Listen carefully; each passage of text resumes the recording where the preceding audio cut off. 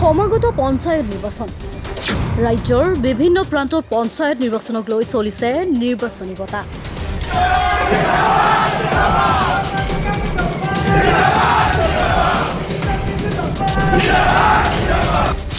কিন্তু পঞ্চায়ত নিৰ্বাচন নহয় নদুৱাৰ সমষ্টি। নদুৱাৰ সমষ্টিত এইবাৰ সংগঠিত হৈছে ৰাজনৈতিক অঘটন। সমষ্টিটোৰ মুঠ 4খন জিলা পৰিষদৰ 19খন আঞ্চলিক পঞ্চায়তৰ লগতে 176টা ৱাৰ্ডত বিজেপি দলৰ মনোনীত প্ৰাৰ্থী বিনা প্ৰতিদ্বন্দ্বিতাৰে নিৰ্বাচিত হয়।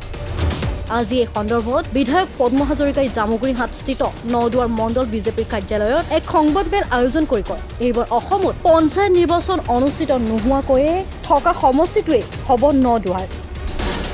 অসমৰ ইতিহাসত এই ঘটনা প্ৰথম আৰু এই কথা সোণালী আখৰেৰে লিখা থাকিব। নদুৱাৰ সমষ্টিত এক ৰাজনৈতিক অঘটন সংঘটিত হোৱা বুলিও সংবাদমেলখনত সদৰি কৰে বিধায়ক পদ্ম হাজৰিকাই। সংবাদমেলৰ পূৰ্বে বিধায়কগৰাকীয়ে কংগ্ৰেছৰ দল ত্যাগ কৰি বিজেপি দলত যোগদান কৰা আটাইকেইগৰাকী জিলা পৰিষদৰ প্ৰাৰ্থীক উষ্ম অভিনন্দন জ্ঞাপন কৰে। লগতে দলীয় কৰ্মীসকলে বিহু গাই নাচি বাগি কৰা এক আনন্দমুখৰ পৰিৱেশত বিধায়ক পদ্ম হাজৰিকাই অংশগ্ৰহণ কৰি নাচি বাগি আনন্দত মতলীয়া হৈ পৰা পৰিলক্ষিত হয়।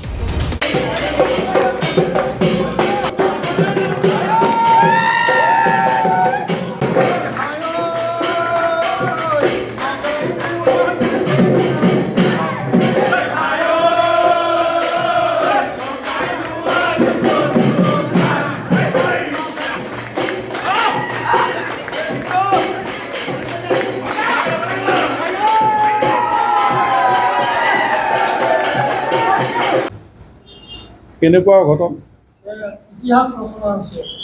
চাওক, মই জনাৰ পৰা আজিলৈকে এনেকুৱা পঞ্চায়ত নিৰ্বাচন, কাৰণ মই সৰুতে মোৰ মনত আছে, মোৰ ডাঙৰ বৰমা উঠিছিল পঞ্চায়তৰ মেম্বাৰ। মই কিজানি ক্লাছ 5 নে 6ত আছিলোঁ। তেতিয়াও দেখিছিলোঁ যে নিৰ্বাচনী প্ৰচাৰ বৰমাই মানে লৈ যায় মৰমতে মোক, বা নিৰ্বাচনৰ দিনাও মই দেখিছোঁ যে নিৰ্বাচনত নিৰ্বাচনত ভোট দিয়া পৰিৱেশটো কেনেকুৱা মই পাই আহিছোঁ, নিজেও ইলেকশ্যন খেলি পাই আহিছোঁ। এইবাৰ মানুহে ভোট দিব লগাই নাই। ইয়াত যি ধৰণে আমাৰ দলৰ প্ৰতি মানুহ আকৃষ্ট হৈছে, দলৰ প্ৰতি সমৰ্থন জনাইছে, যে মানুহে হিয়া উজাৰি ভাৰতীয় জনতা পাৰ্টীক ভোট দিবৰ কাৰণে মানুহে ইচ্ছা কৰিছে, সঁহাৰি আগবঢ়াইছে, আৰু তাৰ বিপৰীতে কংগ্ৰেছ দলক প্ৰত্যাখ্যান কৰিছিল। গতিকে কংগ্ৰেছ দলৰ সেইকাৰণে কেণ্ডিডেটে পোৱা নাছিলে।